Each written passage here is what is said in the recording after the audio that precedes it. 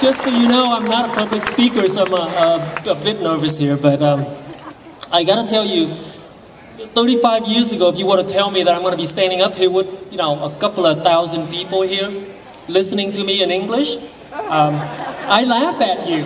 Actually, I wrote this whole thing in Vietnamese in the first place, and then I realized that it's not gonna work. But, every morning I wake up, I gotta tell you, I thank God every day for putting me and my family on this greatest country on earth. And if you ever have any doubt that American dream doesn't exist, I'm standing right here speaking to you. I am living the American dream.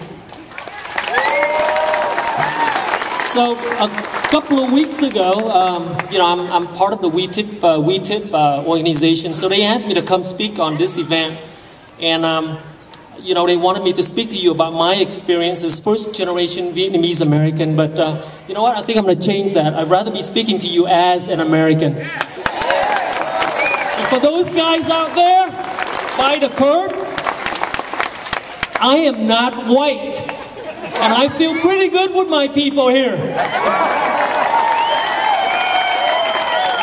That's right. We even have a black man on stage. There you go.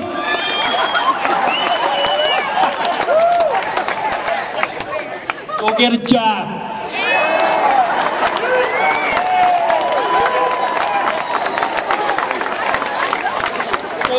Listen, I am a U.S. citizen, and I'm a pretty proud U.S. citizen.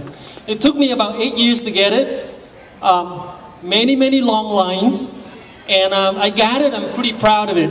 And here's proof.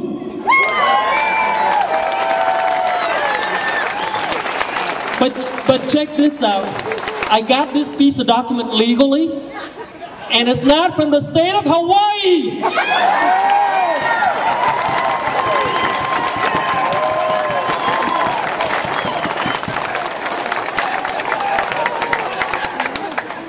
Let's get back to seriousness here. I still remember those images of the Tet Offensive. If you serve in Vietnam, you know what I'm talking about. It was back in 1968. I was about 6 years old, and a lot of you probably be asking, how can a 6-year-old boy remember the war? I was just a little kid. Trust me, those images cannot be erased. And I can't even imagine what a young soldier from America leaving 10,000 miles away from home and fighting on my behalf. I can't even imagine that. 35 years ago, I left South Vietnam to come to America for political asylum.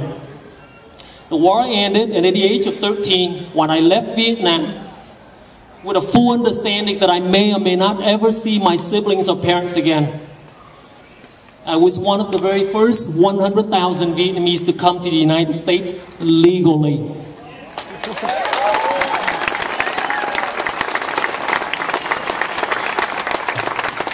And somehow my family and I were reunited five months later. And amazingly, it was in California. And I have to tell you, it's a miracle from God.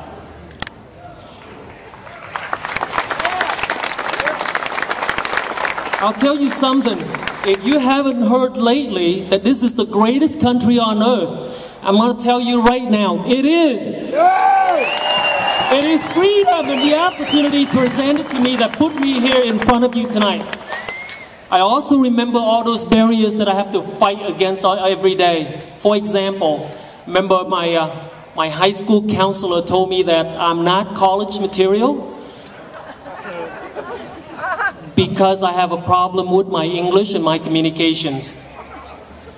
And I kind of proved them wrong. Anytime you tell me I can't do something, I have a tendency to want to go do it harder.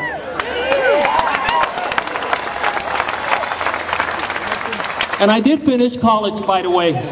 I did become a professor as well, also. You see, this is very simple. Oh, go get a job, guys. Come on. Go get a job. Come on.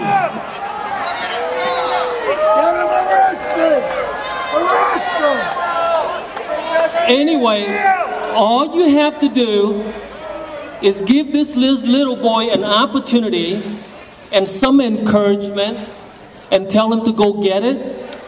Yes, I took the opportunities and here I am standing in front of you today.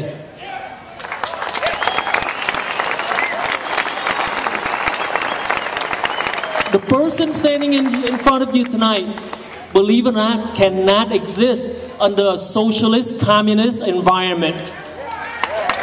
And by the way, if you think for a moment that socialism is good for you, I'm very sure every one of these people will chip in and buy you a one-way ticket to your country of choice.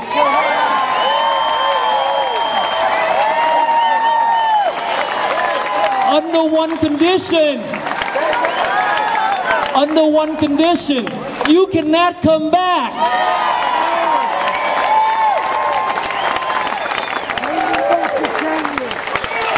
Pop quiz 101. What's the difference between socialism and communism?